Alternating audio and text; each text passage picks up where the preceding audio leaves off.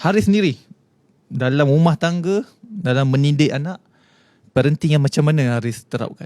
Adakah Bilal dan Abdullah kena jadi PU juga ke?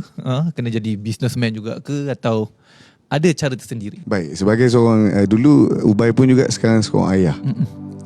Saya tidak ada apa-apa harapan kepada anak saya dari sudut duit dunia ni. Saya tak ada harapan. Dan kalau tanya apa didikan yang saya nak, satu saja. Saya nak dia jadi orang yang beriman dan boleh membawa agama dengan baik. Itu saja. Tak kisahlah dia nak jadi apa, dia jadi bila dia bawa. Sebab itu satu doa. Kadang-kadang doa ni saya ulang banyak kali, kena ulang banyak kali, kita semua kena ulang. Pasal kita susah nak ikut. Allahumma aslih li dini alladhi huwa ismatu amri. Kita minta, ya Allah, tajuk hidup aku ni agama. Apa pun nak buat, tajuk hidup agama. Itu doa Nabi tu. Wa aslih li dunyaya fiha ma'ashi. Kau jadikan aku baik kat dunia ni, ya Allah. Wa aslih lil akhirati allati fiha ma'adi. Dan jadikanlah akhiratku baik nanti, ya Allah. Waj'alil mauta rahatan min kulli syarr. Dan jadikan mati aku, ya Allah, berhentinya semua keburukan pada diri aku.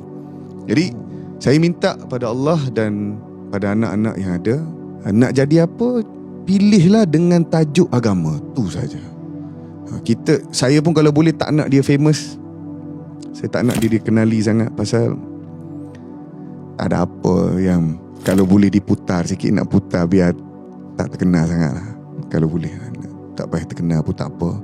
Yang penting jadi hamba Allah yang baik. Semayang kat masjid, jadi orang baik, taat perintah Allah, sebarkan kebaikan, doa kat bapak dan mak bila dah mati.